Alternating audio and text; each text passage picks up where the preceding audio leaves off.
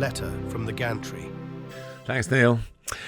As a tribute to Liverpool regaining the Premier League title and becoming champions of England for a record-equaling 20th time, I would like to share with you a tale of a trip with the club in the middle of their most dominant period, a hat-trick of titles between 1981 and 1984. To be precise, it was the week leading up to Christmas 1982. Christmas Day itself fell on a Saturday that year, and with Sunday football not yet a regular part of the calendar, Liverpool FC found themselves with a 9-day break between playing away to Aston Villa on Saturday the 18th and at home to Manchester City on Monday the 27th. The directors, and particularly the sharp-witted executive secretary for many years, Peter Robinson, saw a commercial opportunity that was well ahead of its time. The club accepted an invitation from the Sudan Football Association to play a game against their national team in Khartoum in northeast Africa. The schedule was simple. Fly out from Liverpool Airport, known as Speak back then, on the Sunday, play the game on the Monday afternoon, return home on the Tuesday. There would still be almost a week to prepare for the game against City after Christmas. I only found out about this less than 48 hours before the scheduled departure. At the time, I was the contracted commentator for Granada Television and was preparing for my game that weekend, which was Everton against Luton. The point being that I happened to be in the area. Liverpool had agreed to let camera crews from ITV and BBC on the trip, and with the Saint and Greavesy programme becoming hugely popular, it made perfect sense for the Saint half of the show's title to be the ITV representative, the Saint being Ian St John, 10 years a player at Anfield, winning 2 league titles and scoring the unforgettable extra-time winner in the 1965 FA Cup final with a brilliant diving header. The Saint was on the passenger list to Khartoum. Except that on the Friday, he declared himself unavailable, and the only possible replacement in the vicinity was yours truly. My future wife, Paula, had to bring my passport up from our South London home to Merseyside, and Everton very kindly gave her a seat in the director's box for the locally televised game against Luton.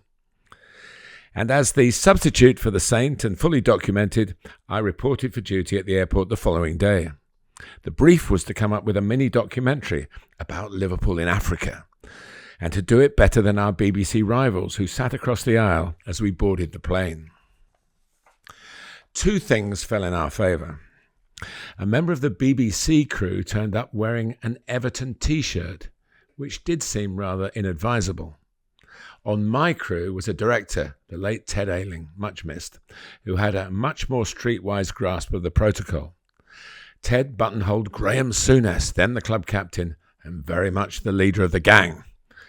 Our message was that anything we wanted to film, we would quietly check with Graham himself.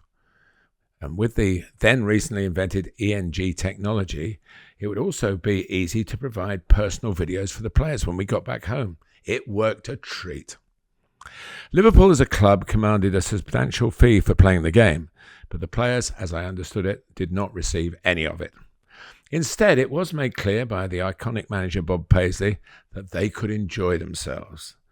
The journey out took place on what now would be called a recovery day, after their efforts at Villa Park, where they'd won 4-2.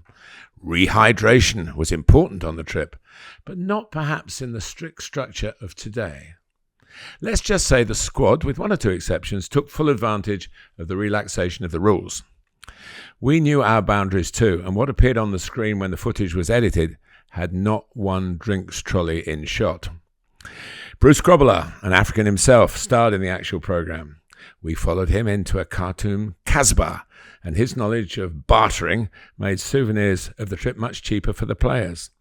We went to see where the White Nile meets the Blue Nile, and Craig Johnston, who grew up in Australia but like Bruce was born in southern Africa, christened the joining of the 2 mighty rivers as the Light Blue Nile.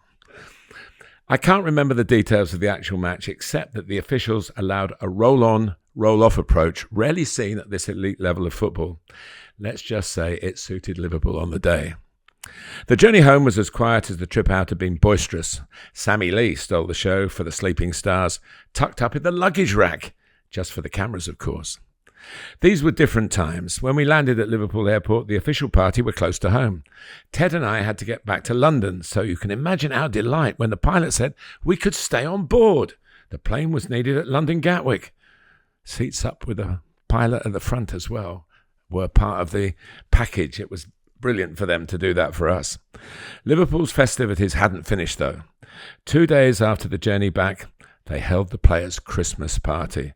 It was quite a notorious event in those days. It was a celebration which needed a strong constitution, and it was definitely behind closed doors. The Manchester City match was still 4 days away. Bob Paisley and his staff knew their players, and letting them off the leash at the right time was all part of the skill of management. City would duly dispatch 5-2, and the reigning champions were on their way to retaining their title, which they did again the following season. Now, several veterans of Sudan 1982 were at Anfield to cheer the LFC squad of 2025 over the line to clinch the title. Let's raise a glass to all of them.